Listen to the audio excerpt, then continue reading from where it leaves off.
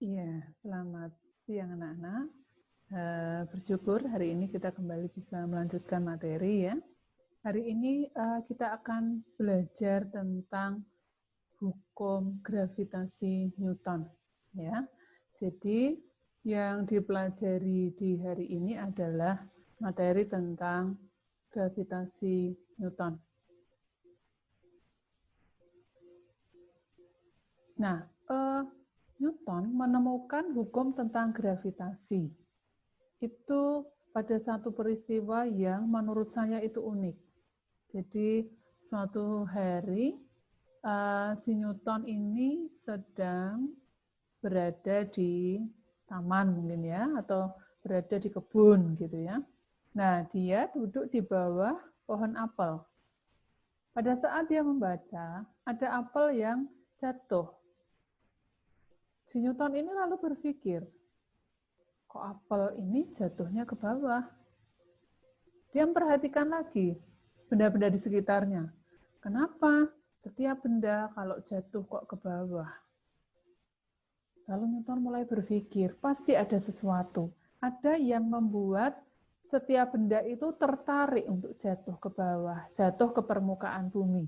Nah, akhirnya dengan penelitiannya Newton menemukan adanya gaya gravitasi antara dua buah benda. Jadi antara dua buah benda bermassa itu akan menghasilkan gaya yang namanya gaya gravitasi. Jadi misalnya dua bola bermassa M1 dan M2. Bola ini terpisah sejauh R ya dari pusat kedua massa. Maka kedua benda ini akan menghasilkan gaya tarik-menarik yang disebut dengan gaya gravitasi Newton. Gaya gravitasi Newton ini dipengaruhi oleh massa kedua benda berbanding lurus. Semakin besar massanya, ya gaya gravitasinya makin besar begitu. Berbanding terbalik dengan jarak antara kedua massa. Nah, dari persamaan itu, M1 adalah massa benda 1, satuannya kilogram. M2 adalah massa benda 2, satuannya juga kilogram. Sedangkan F adalah gaya gravitasi, satuannya Newton. R adalah jarak antara benda 1 dan 2, satuannya meter. Sedangkan G adalah tetapan umum gravitasi, nilainya 6,67 kali 10 pangkat min 11 Newton meter kuadrat per kilogram kuadrat. Nah, itu tadi adalah interaksi antara dua benda. Ya. Nah, bagaimana kalau ada tiga benda? Misalnya, ada M1, ada M2, terpisah sejauh ini, ya. Ini jarak R13 namanya. Jarak antara massa 1 dan massa 3. Nah, benda ini menghasilkan gaya gravitasi yang disebut F13. Jadi F1 akibat benda 3, maka disebut F13. Bagaimana mencari F13? Ya berarti G besar, M1, M kali M2 per R13 kuadrat. Jarak antara 1 dan 3 kuadrat. Lalu 1 dengan 2 juga ada gaya gravitasi, namanya F12. Jadi gaya 1 akibat benda 2. Berapa besarnya? G besar M1 kali M2 per R12 kuadrat.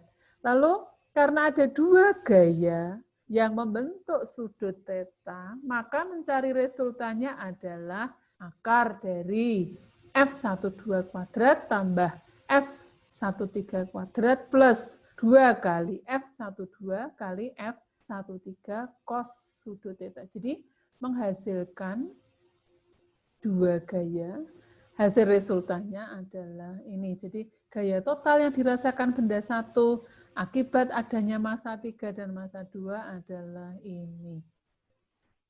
Ya, pengaruh gaya gravitasi terhadap galaksi itu pengaruhnya besar. Jadi ini gambaran tentang galaksi. Kalau matahari kita itu salah satu bagian dari galaksi Bima Sakti, gugusan bintang yang bentuknya seperti kuku Bima gitu ya, maka disebut galaksi Bima Sakti. Itu menghasilkan itu terjadi karena pengaruh gaya gravitasi. Nah, berikutnya adalah percepatan gravitasi. Kalau ini bumi dengan massa tertentu, ini ada roket. Di titik A berjarak ini, di titik B berjarak ini dari pusat. Maka percepatan gravitasi di kedua titik ini, pesawat ini, roket ini, mengorbit di titik A orbitnya ini, di titik B orbitnya ini. Maka percepatan gravitasi yang dirasakan oleh roket ini pasti akan berbeda. Karena gaya percepatan gravitasi dirumuskan G besar kali M massa bumi per R kuadrat. Nah, R adalah jarak antara pusat bumi dengan benda ini. Jadi ngukurnya dari pusat bumi. Seandainya jarak antara pusat bumi dengan permukaan bumi adalah R besar, maka ini ditambah H gitu ya. Jadi jaraknya adalah dari pusat bumi ke benda itu sendiri. Jadi G tetapan umum gravitasi besarnya 6,67 kali 10 pangkat min 11, M massa bumi kilogram, R adalah jarak pusat bumi ke benda, dan G kecil adalah percepatan gravitasi, satuannya meter per sekon kuadrat. Nah, kita akan bandingkan percepatan gravitasi pada jarak tertentu. Kalau ini bumi, ini ada benda. Bendanya di permukaan bumi, ada jari-jari bumi R. Maka mencari G-nya adalah G besar, M besar, per R kuadrat. G besar tetapan umum gravitasi, M besar masanya bumi, R kuadrat adalah jari-jari bumi. Jarak pusat bumi ke bendanya. Gitu ya. Lalu apa yang terjadi kalau bendanya di bawah setinggi H dari permukaan bumi? Sekian. Maka yang disebut R ini adalah jarak dari pusat bumi ke sana. Maka R-nya ini adalah R kecil ini ditambah dengan H. Sehingga rumusnya menjadi seperti ini.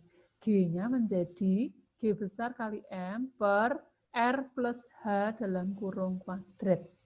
Nah, berarti percepatan gravitasi ketika benda di permukaan bumi dengan ketika benda di bawah setinggi H dari permukaan bumi pasti berbeda.